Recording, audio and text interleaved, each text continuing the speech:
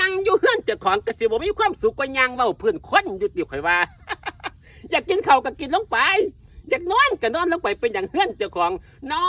นลงไปผู้ใดสิว่าอยากเข้าก็กินลงไปอยากกินข้าวก็ได้อยากนอนก็นอนอยากเฮ็ดหยังก็เฮ็ดเฮือนเจ้าของมีความสุขที่สุดแล้วอันนี้บ่แล้วอยู่บ่เป็นสุขแล้วนั่งอยู่ซื่ออยู่เฮือนเจ้าของก็คิดมโนเรื่องผู้นั้นผู้นี้มโนไปแหละคือคิดมโนสร้างเขานะมโน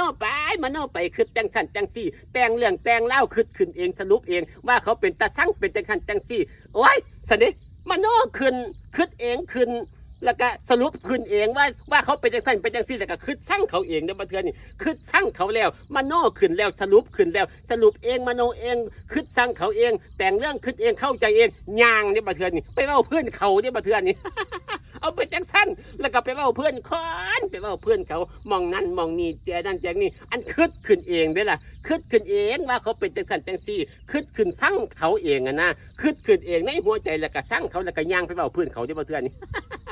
เอาความสุขไปจังซั่นติหือจังซี่ล่ะเขาว่าคนอยู่บ่เป็นสุขเนาะอยู่ซื่อๆก็บ่เป็นสุขเนาะถ้าแม่นแต่เฮาเจ้าข่อยก็สินอนอยู่เฮือนเจ้าของพี่ล่ะมีความสุขกว่าข่อยว่านอนลงไปเป็นอย่างเฮือนเจ้าของอยากเข้าก็รับประทานลงไปเป็นอย่างเฮือนเจ้าของอยากเฮ็ดหยังก็เฮ็ดเป็นหยังอยากเบิ่งโทรทัศน์พัดลมตู้เย็นเบิ่งฮอดเตารีดก็เบิ่งโลดเป็นหยังอยากเบิ่งโทรศัพท์ก็เบิ่งเฮ็ดหยังก็เฮ็ดเฮือนเจ้าของโอ้ยแต่มันมีความสุขท่านอยู่ซื่อๆอยู่ซื่อนา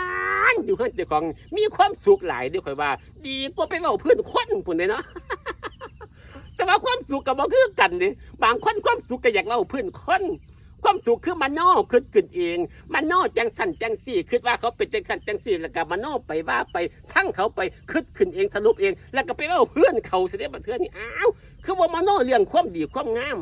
อันนั่งไปมโนไปอ้อยคนนี้ดีจังเลยคนนี้น่าสรรเสริญเงินยอจังเลยคนนี้คือเก่งแท้คือว่ามโนไปแนวดีแนวงามมโนไปเรื่องสิดีสิงามไปหน้าก็คือว่ามโนเนาะอันนี้เป็นอย่างแกมโนเรื่องว่าเขาบ่ดีมันนี่แหม คิดไปแล้วก็ว่าเขาบ่ดีจังสันจังซี่มโนไปจังสันจังซี่แล้วมโนแล้วมันมโนแล้วเนาะคนคิดขึ้นเองคนมโนคนบ่มีความสุขในหัวอกหัวใจตัวเดียวนี่ โอ้ยแม่นแต่เฮาเจ้าข่อยก็สินอนอยู่เฮือนไปเลยสบายดีกว่าสิเป็นมโนเรื่องผู้นั้นผู้นี้เฮ็ดหยังอยากเฮ็ดหยังก็เฮ็ดลงไปเฮือนเจ้าของความสุขของเฮาโอ้ยอันนี้บ่แล้วความสุขของ ความสุขของเขาก็บ่คือความสุขของเฮาความสุขของเฮาก็อยากนั่งอยู่ซื่อ ความสุขของเขาก็อยากมโนแล้วก็เว้าเพื่อนคนนี่ตัวเอาเป็นจังซั่น ความสุขต่างสุขใจต่างใจอกต่างอกบ่คือกันว้ายคน